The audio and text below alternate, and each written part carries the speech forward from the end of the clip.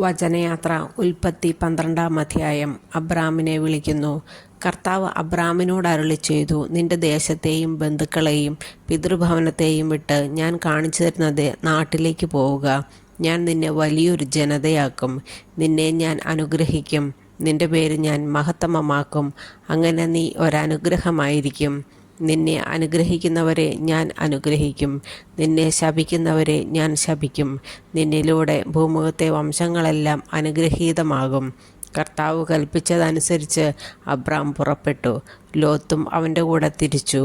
Haran ദേശത്തോട് വിട പറഞ്ഞപ്പോൾ അബ്രാമിന് 75 വയസ്സ് പ്രായമായിരുന്നു. അബ്രാം ഭാര്യ സാറായിയെയും സഹോദരപുത്രൻ ലോത്തിനെയും കൂടെ കൊണ്ടുപോയി. ഹാരാനിൽ തങ്ങൾ നേടിയ സമ്പത്തും ആളുകളുമായി അവർ കാനാൻ ദേശത്തേക്ക് പുറപ്പെട്ട് അവിടെ എത്തിച്ചേർന്നു. അബ്രാം ആ ദേശത്തിലൂടെ സഞ്ചരിച്ച് ഷെക്കെമിൽ മോറയുടെ ഓക്കുമരം വരെ എത്തി. അക്കാലത്ത് കാനാൻകാർ അവിടെ പാർത്തിരുന്നു.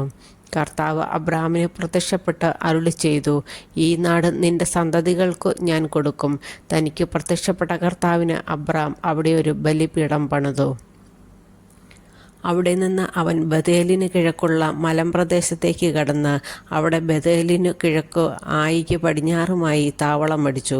അവിടെ ഒരു ബലിപീഠം പണിത് കർത്താവിൻ്റെ നാമം വിളിച്ചു. അവിടെ നിന്ന് അബ്രാം നെഗബിന് നേരെ യാത്ര തുടർന്നു. അബ്രാം ഈജിപ്തിൽ. അവിടെ ഒരു ക്ഷാമമുണ്ടായി. കടുത്ത ക്ഷാമമായിരുന്നതിനാൽ ഈജിപ്തിൽ പോയി പാർക്കാമെന്ന് കരുതി അബ്രാം അങ്ങോട്ട് തിരിച്ചു. ഈജിപ്തിലെത്താറായപ്പോൾ ഭാര്യ സാറായിയെ വിളിച്ച് അവൻ പറഞ്ഞു, നീ കാണാൻ അഴകുള്ളവളാണെന്ന് എനിക്കറിയാം. നിന്നെ കാണുമ്പോൾ ഈജിപ്തുകാർ പറയും, ഇവൾ ഇവൻ്റെ ഭാര്യയാണ്. എന്നിട്ട് എന്നെ അവർ കൊന്നുകളയും.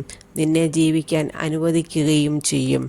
നീ മൂലം എനിക്ക് ആപത്തുണ്ടാകാതിരിക്കാൻ നിന്നെ പ്രതി അവർ എൻ്റെ ജീവൻ രക്ഷിക്കാൻ വേണ്ടി നീ എൻ്റെ സഹോദരിയാണെന്ന് പറയണം. അവർ ഈജിപ്തിലെത്തി.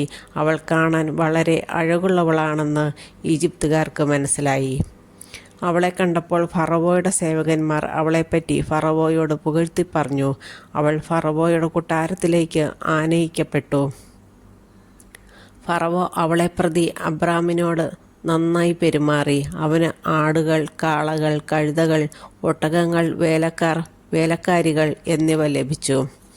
പക്ഷേ അബ്രാമിൻ്റെ ഭാര്യ സാറായിയെ പ്രതി കർത്താവ് ഫറവോയെയും കുടുംബത്തെയും മഹാമാരികളാൽ പീഡിപ്പിച്ചു. തന്മൂലം ഫറവോ അബ്രാമിനെ വിളിച്ചു പറഞ്ഞു, നീ ഈ ചെയ്തത് എന്താണ്? അവൾ തൻ്റെ ഭാര്യയാണെന്ന് എന്നോട് പറയാതിരുന്നത് എന്തുകൊണ്ട്? അവൾ സഹോദരിയാണ് എന്ന് നീ പറഞ്ഞതെന്തിന്? അതുകൊണ്ടല്ലേ ഞാൻ അവളെ ഭാര്യയായി സ്വീകരിച്ചത്. ഇതാ നിൻ്റെ ഭാര്യ, അവളെയും കൊണ്ട് സ്ഥലം വിടുക. ഫറവോ തൻ്റെ ആൾക്കാർക്ക് അബ്രാമിനെക്കുറിച്ച് കൽപ്പന കൊടുത്തു. അവർ അവനെയും ഭാര്യയെയും അവൻ്റെ വസ്തുവകകളോടുകൂടെ യാത്രയാക്കി.